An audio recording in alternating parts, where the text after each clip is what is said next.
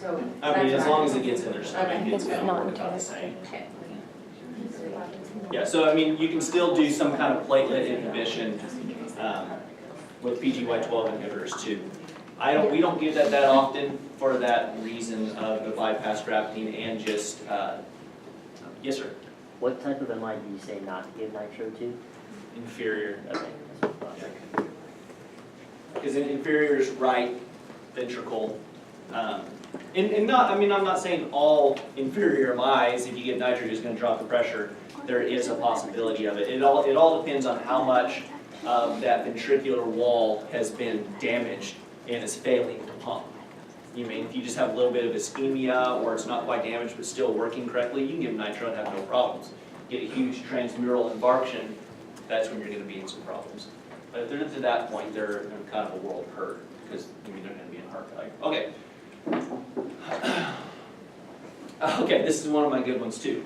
Female presents with IMSA, the chief complaint of altered mental status. She's obtunded and groans to questions. She's found down by friends, but they provide no details. That is all you got. You don't know how old she looks young-ish. She's not 1,000, but she's not 12.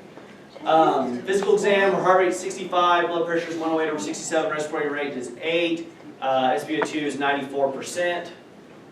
And she's afebrile. Exam, she's obtunded, her airway's intact, her GCS is 8, and she has no focal deficits apparent, meaning she is moving her four extremities, somewhat. I mean, she's not thrashing about the bed, obviously, because her respiratory rate is 8, and she's obtunded, but you see some movement, not necessarily purposeful, but she, doesn't have a limp, dead right arm or anything like that. Is she alcoholic? Should you? You get nothing on here but what I just gave you. So every question that you have, I have no idea. Should you? Could you tell Okay, us what so we're obtunded gonna means? bypass this because this is about 10 billion words long, right? There's a lot of different things. And you don't want to sit there staring at an obtunded patient trying to figure out, let's get some lab work done. Okay? Possible intubation? Okay, so is there anything that we want to do to begin with? Before we even do it? With a GCS of 8. Sure, she's obtunded. Yeah, I mean, intubation, I'm not going to go against that. And the nurse get a finger to say what glucose are in Trinity? Sure. Kind of lifeless, like, on the board. Are we doing That's talks? what Sophie said. Is that labs that we're doing? Talk screen, what kind of talks? benzo, Anything she's prescribed? So, talk opiate. screen, so we got POC glucose, which as we're working is 100. Smell her breath? I don't like to get that close to people. I try actively not to touch people as much as I can. It's kind of gross. Okay, so anything else? Blood alcohol? Okay, so ETOH, Is that doing talks? Tylenol. Okay, we'll do a urine drug screen, which is going to be narcotics, TCAs, benzos, coke, opioids, and, Sure. We'll do a UA and a PREG. Would it be better to do a CPAP? A CPAP? Yeah, like. You need to be awake and alert to do a CPAP. You can't put a CPAP on an obtunded patient because they can't keep their head up and maintain their airway. And that's the only reason why we're intubating them anyways. CPAP is going to help, do some pulse pressure ventilation, open up some lung tissue. She's not hypoxic technically, and her lung sounds, are fine. So it doesn't really have a gas exchange problem. It's more of you're protecting the airway just in case so she doesn't vomit in her mouth and then suck it all back down. CBC? CBC, CNP? CMP, EKG, good. ABG? ammonia, ABG, sure. ammonia, Ammonia, good. Carbon dioxide. Carbon dioxide, Carbon dioxide. carboxyhemoglobin level, sure, that's a send out, but we'll get it. I mean, sure. that's Can amazing. test her lead levels. Sure, that's a send out, we'll get it. Not gonna help us, too much in the emergency department, but could be lead poisoning. Okay, anything else? Any labs, or any x-rays? We did EKGs, right? Should we look her up in the monitor? Head CT? Oh, yeah, she's all Someone looking their head for or it. seizure. Yeah, head CT? What a blood culture. Yeah, they did, he I did really a want to send her to illegal the drug. Sure. Radiology, any radiology? The bedside. Can we see? Bedside, Chest X-ray. what? Bedside chest X-ray. Sure, we do chest x-ray. Anything else? That's good to start with. Blood culture. Blood culture, sure. Should we do a fast ultrasound? You can?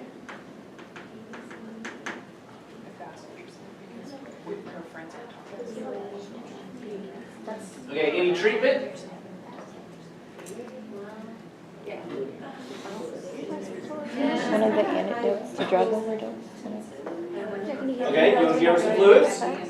Yeah, we start to bore I can give Narcan. Sure. Two bore? two large bore. There you go. Would you want to do normal saline, or would you want I don't know, man, you're asking me questions, I'm trying to get answers from you. Let's get some lab results. Yeah. So you don't give her any, so no fluids? I mean, yeah, they're probably already hooked up to an IV and everything else. Flumazenil. You would think so. I had a guy that jumped out of a moving police car going 60 miles an hour in Crescent Police Department, and their EMS brought him in. No monitors, no vital signs, no C-collar.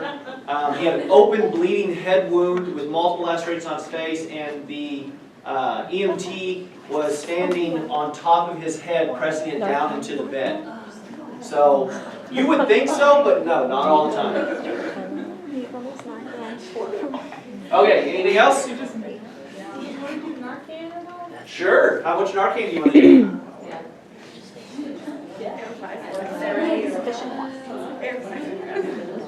What's the dose? Got another dose.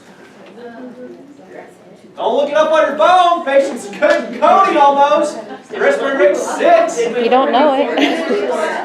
Did we look at her pupils first? We didn't. We could. Yeah, we want to know. Didn't you look at the pupils? They're like 3 and sluggish. So they're not. 1 milligram. Sluggish. So let's do 0.4 of Narcan IV, right? That's what this says. Yeah, 0.4 to 2 milligrams. Yeah, sure. Would we maybe want to try that before we just stuck a tube down this chick? Yeah. I think so.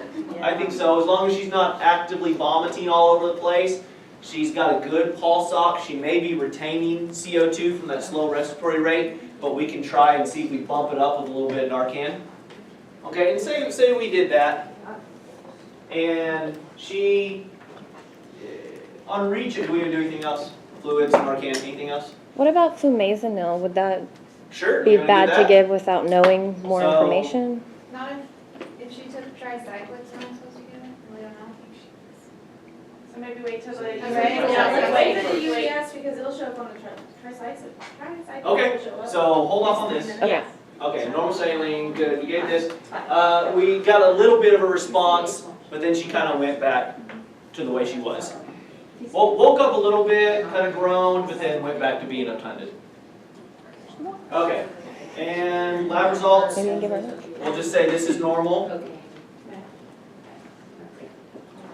This is normal.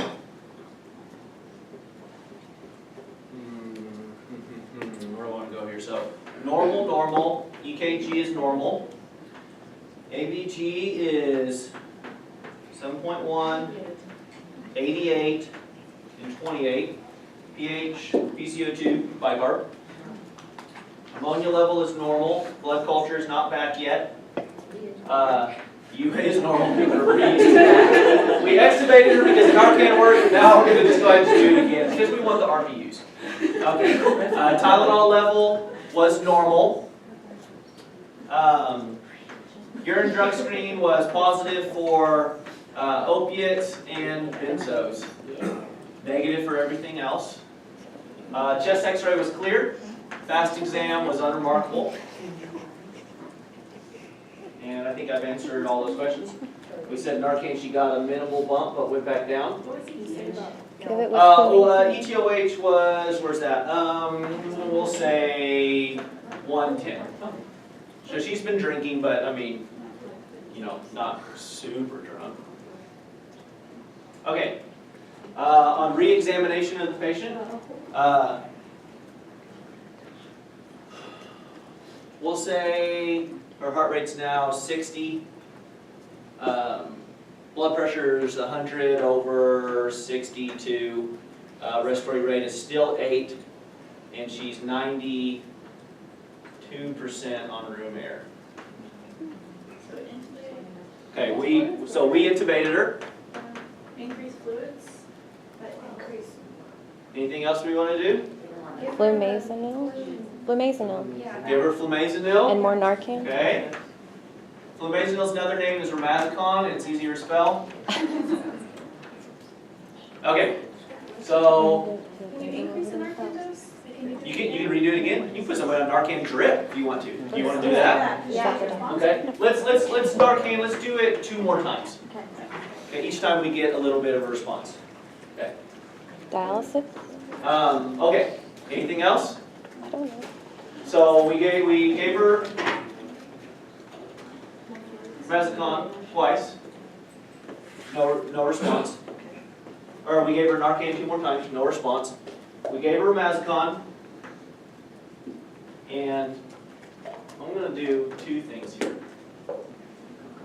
One's going to be for a teaching point, and one's going to be for the purposes of this lecture. The teaching point is we gave her Ramazicon, and now she's having seizures. Seizing all over the place. She's having seizures left and right. It's because of the things. Right? What happens to a person who's a chronic drug addict that's on opioids and benzos all the time? Low and then we threshold. slam them with a crap ton of Narcan and we completely put them into DTs. They're going to start having seizures. The only thing that's preventing them from having those seizures is the large amount of benzos she has rolling around in her system. And then now we just reverse those. So now she's having seizures. But for the purposes of this case, that didn't happen. We just didn't see, we saw no response to the Ramazicon. But I have never once given Ramazicon, I've never seen it given, I've never seen anybody talk about giving it in the emergency department. Ramazicon is basically reserved for anesthesia settings where you're doing sedation with benzos and maybe you just give them a little bit too much and you need to reverse it. I would never give Ramazicon in the emergency department unless you're doing some kind of conscious sedation, maybe gave them a little bit too much benzos and they stopped breathing and, you know, bag them through it, they're still not doing any good. It's a normal person, then you would give it. But in this situation, it did. So, but I had no response. Okay. Anything else? Get more fluids. More fluid. So 2 liters normal saline. Is your blood pressure go up? Sure, it's 110 over 30. Or 110 110 over 70. So she's intubated. What do we want her vent settings to be? Oh, sure. Right? That's right now. Yeah, next lecture. So, you know, SIMV, we'll do tidal volume of 8 mils per kilo. And then we'll do, we'll put her at a rate of 20. Why am I doing a rate of 20? She's acidotic. Right, and her PCO2 is sky high, right? Could that be the entire reason why she's obtunded? Absolutely. She's just retaining too much carbon dioxide because she drank a little bit too much and took any of that stuff. And so we intubated her, protected her airway, gave her a little bit of hyperventilation support, helped kind of breathe off some of that CO2. But for the purposes of this lecture, that's helping her ABG, but she continues to be obtunded. And now she's starting to have some focal myoclonic seizures. Her right arm is twitching continuously. But she's intubated and sedated, so I mean, she's not, you know, waking up and saying I'm having a seizure or eyes rolling back, anything like that. But you can see some focal myotonic change. What do we want to do with that? What? Sure. Is the radiation going to help her myoclonus? No. No, but we still want to do it. Anything else we want to do? Could you give her sugar again, because we reversed?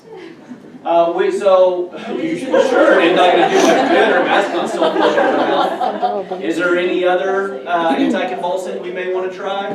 Dilantin, Sure, we can try some Keppra or some, Benetton. we'll stick with that. I One gram. Yes. Give a gram of Keppra. All right, and the results of her head CT, she has a large epidural hematoma.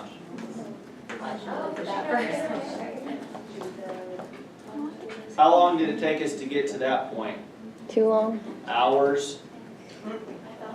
Here in the Army, we did multiple labs, we did multiple treatments, we gave multiple medications, but we had an obtunded patient with no history, and we didn't get the fastest, least amount of radiation and the easiestly interpreted test. I mean, even I can read a head CT with a large, it's a big white area. You can see a bleed in there. Would you have intubated her before getting that? Depending on how she responded and how well she's doing. If she was still moving a little bit and she had a good gag reflex, that's all situational. It all depends. Sometimes I do, sometimes I, let them see how they do with it. And then what my labs are, and then, once I got this lab back, I definitely would have. Because you gotta increase her rate, and you can't tell her to breathe faster, and non-invasive BiPAP does nothing, it's not gonna breathe faster for you. And it provides support, but it's not gonna do anything. So I definitely would have intubated her as soon as I got the G back. And I maybe would have rolling into the GCS date for sure. So would you have done all of that stuff and then taken her to CT? Or would you have if you heard that the ambulance was coming in with someone who's AMS, would you just take her straight to CT and then bring her in?